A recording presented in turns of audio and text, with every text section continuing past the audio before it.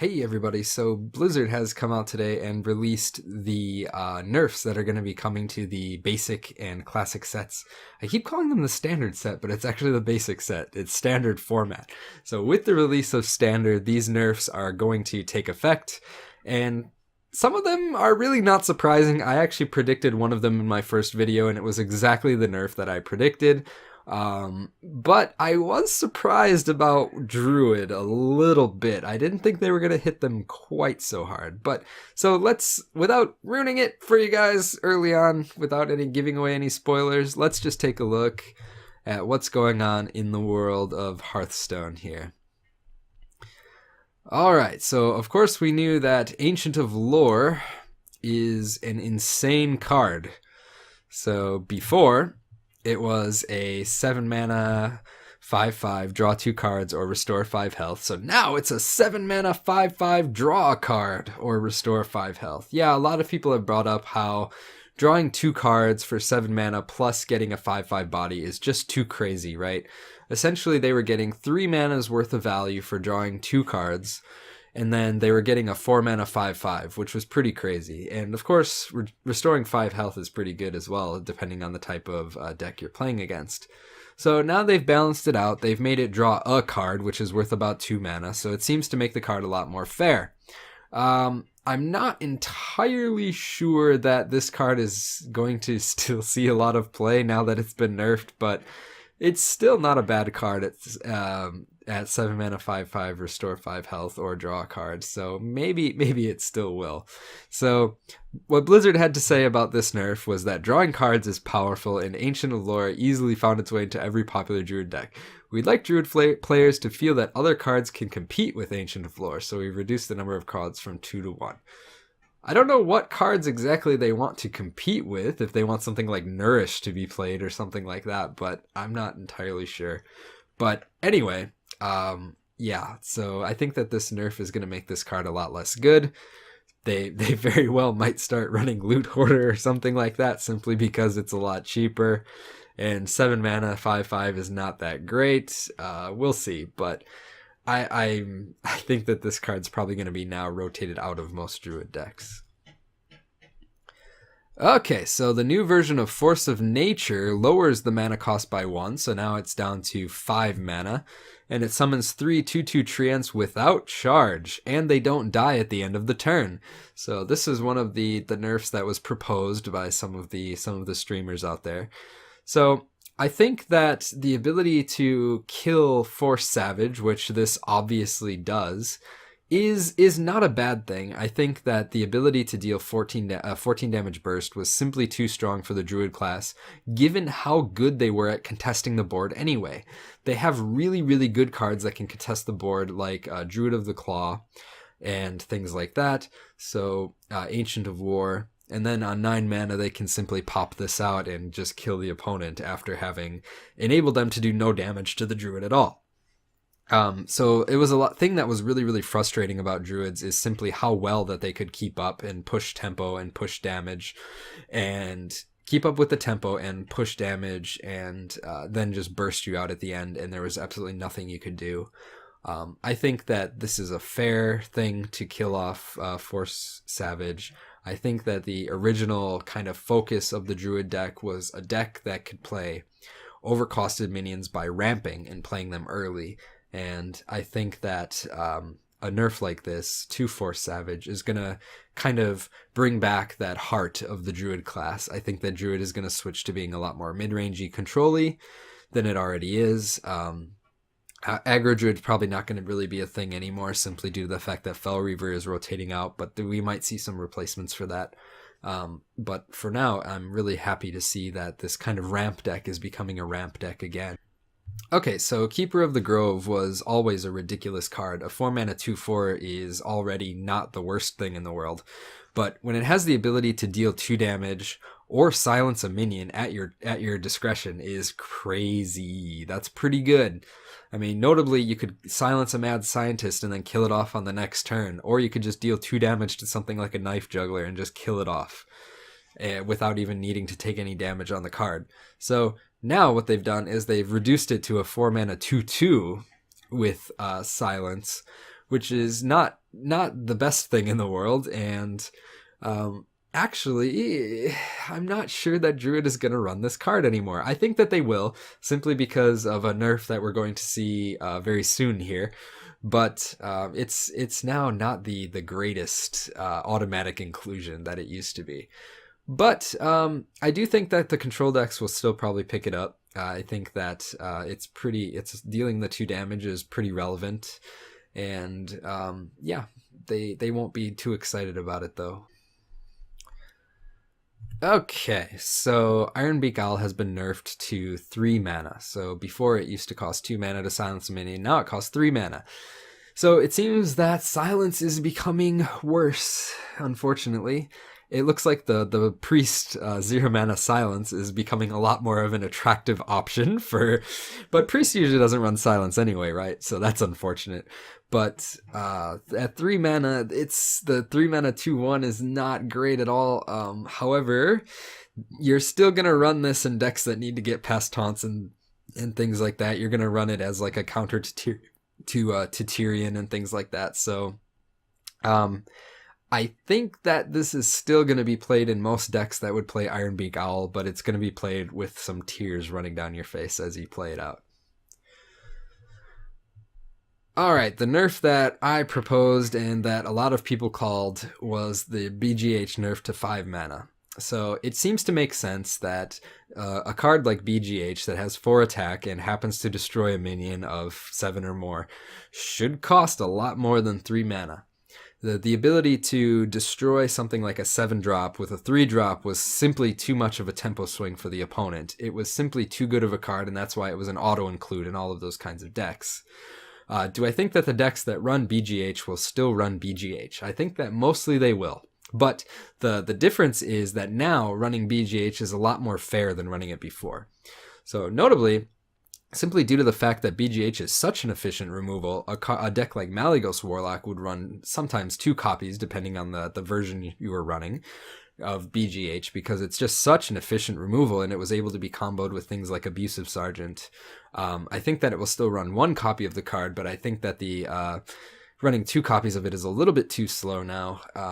So it is nice. It is nice to see that your opponent, if they want to remove your huge card, is going to have to give up more of their turn to do it in order to... So, for example, let's say you're playing Dr. Boom on 7 mana and your opponent is going to BGH it with 5 mana, and then they have 2 mana left over for the turn, and then they're going to have to just hero power. Of course, that's not a great comparison simply due to the fact that Dr. Boom is no longer in Standard, but...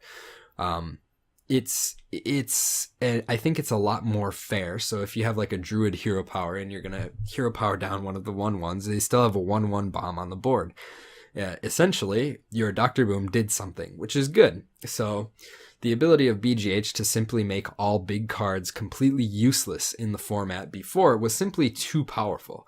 So the fact that now your opponent has to give up more of their turn to destroy a big minion is significant, and I think it's a good change. So it seems that Blizzard has agreed that Hunter's Mark costing 0 or just 0 mana spells in general were kind of a bad idea. A 0 mana spell is just too powerful. It can be comboed at any turn, and the ability to change a minion's health to 1 for no cost is simply too powerful. So they upped it to 1. A small change, but one that I think is important. This one is a little bit controversial. So the Blade Flurry nerf, so they're increasing the cost to 4 mana, which I think that one was called for. I think that moving the cost to 4 mana was a good decision. What I don't necessarily agree with is removing the burst damage to face. So now it does not deal damage to your opponent's face, only deals damage to their minions.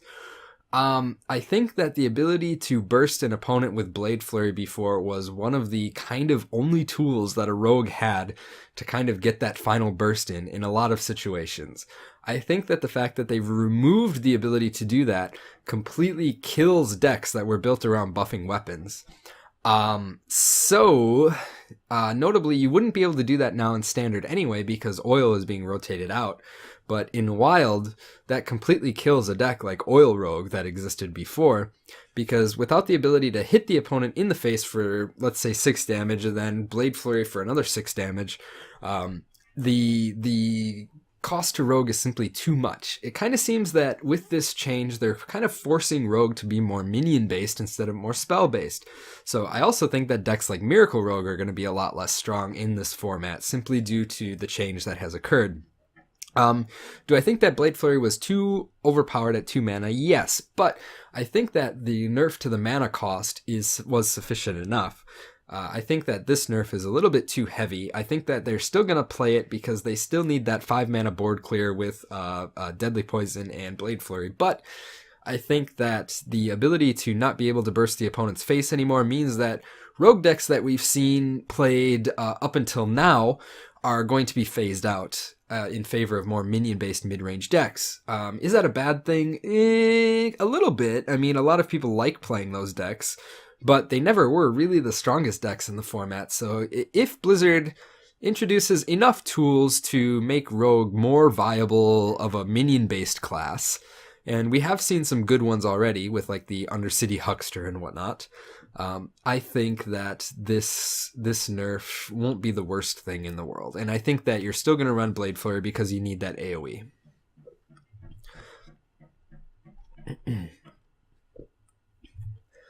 Alright, so this one I've been calling for since day one. So Knife Juggler was simply too ridiculous at 3 attack. The fact that it could trade up with like 3 drops and in some cases 4 drops and still survive and still be able to chuck knives at the enemy's minions or face was simply too overpowered. So they've reduced the attack to 2, and so now it will only be included in the decks that want to include it for that random juggle effect. Some people had proposed that they were going to nerf the juggle effect. I'd never thought that they were going to do that. And I actually think that this is a fair nerf. I think that at 3 attack, it was simply too ridiculous. But now it won't be picked as highly in like Arena, for example, because it won't be able to trade up with 3 drops, and it won't even be able to trade with 2 3s anymore.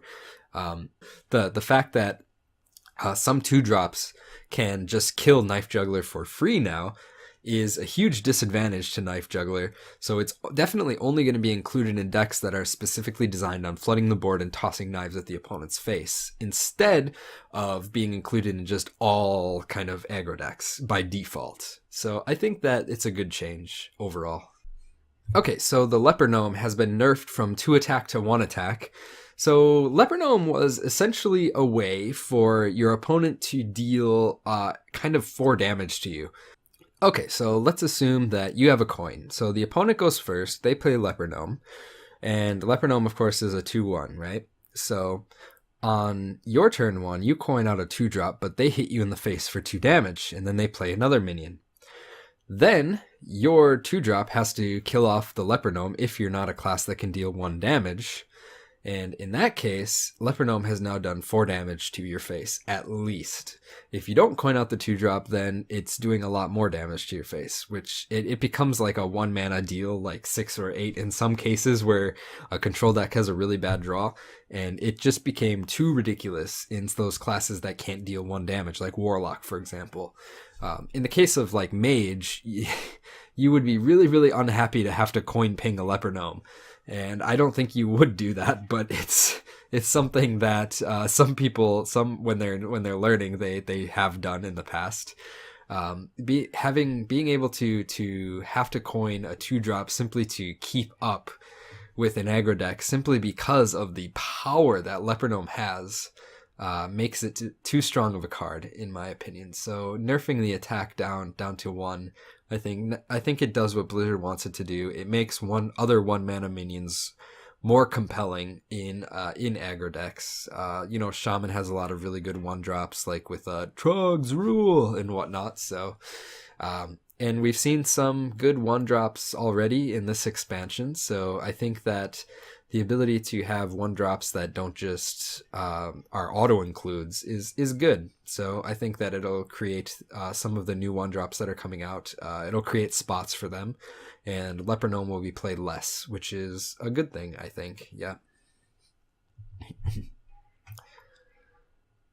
Okay, so we've seen that Blizzard does not like charge because it creates design space limitations and it creates ways for opponents to simply blow out the game. In my case, I'm a little bit sad for this one because I like to play the Rombo Lock, where I play the whole Arcane Golem Power Overwhelming Faceless combo. So that's not going to be a thing anymore in the new expansion, but that's okay. I'm okay with it. I do agree that in a lot of ways, Charge is simply too OP in a lot of cases, and this is one card where Charge was really OP in a lot of cases, like the Rombo Lock. So, yeah, it's been a, as they said here in the description, it's been a staple in aggro decks like Face Hunter and in one turn kill combo decks like Rombo Lock.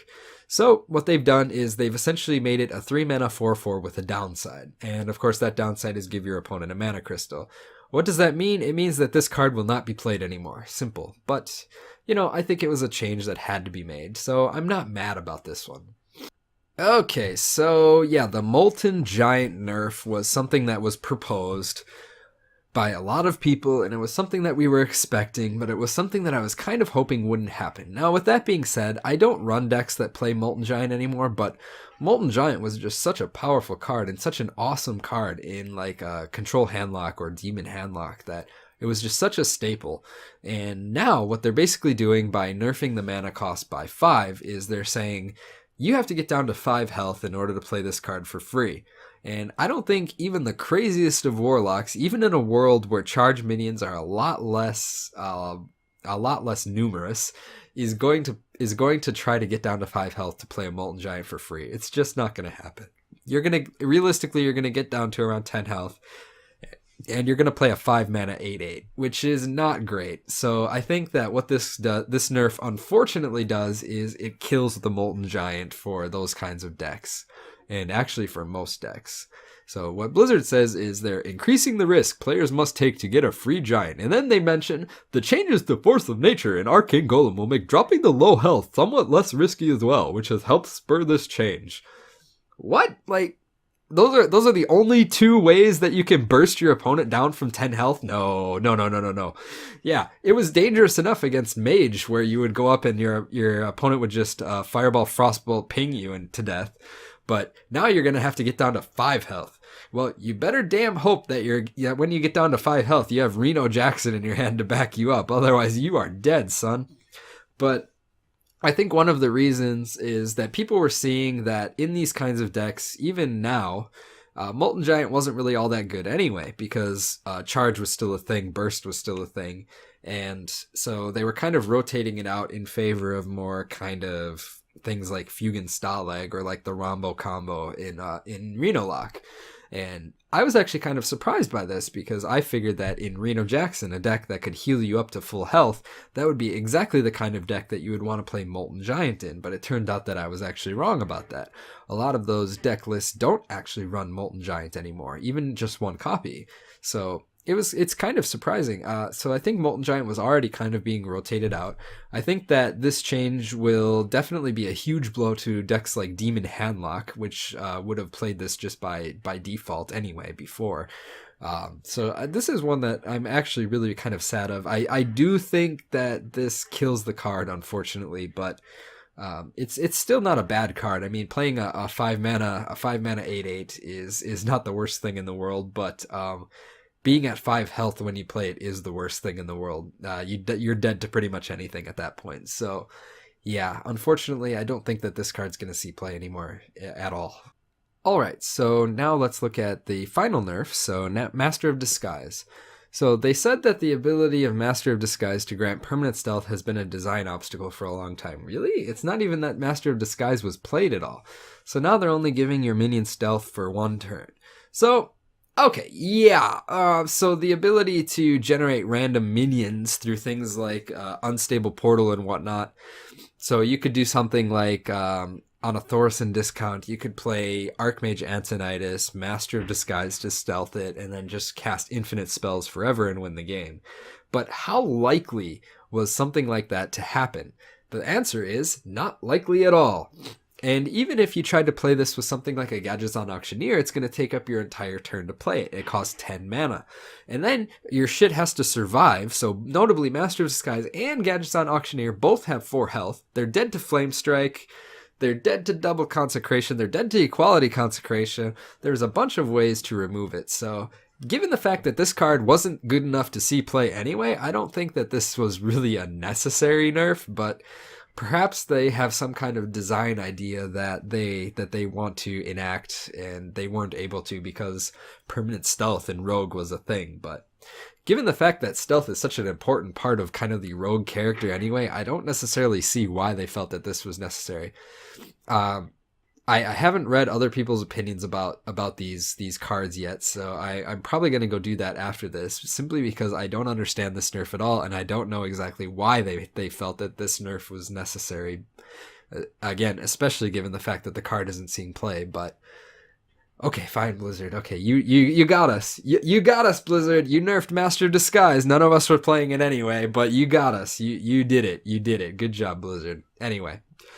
So that's it, guys. That's all the nerfs that are going to be happening when the Old Gods is released. One of the nerfs that I predicted, which was Alexstrasza, but I was really praying wouldn't get nerfed, didn't get nerfed, so I'm really happy about that. Direct damage, which was kind of alluded was going to be nerfed, like Fireball, Frostbolt, those weren't nerfed, so I was really happy about that as well. So it seems that Blizzard still wants Mage Burst to be a thing, so I'm happy to play Freeze Mage even in the Year of the Kraken. So, notably, the release of Hearthstone's expansion Whispers of the Old Gods will be April 26th. That's coming up. That's only 5 days from now, so stay tuned, and we'll bring you even more card reviews coming up. Check it out. See you guys next time.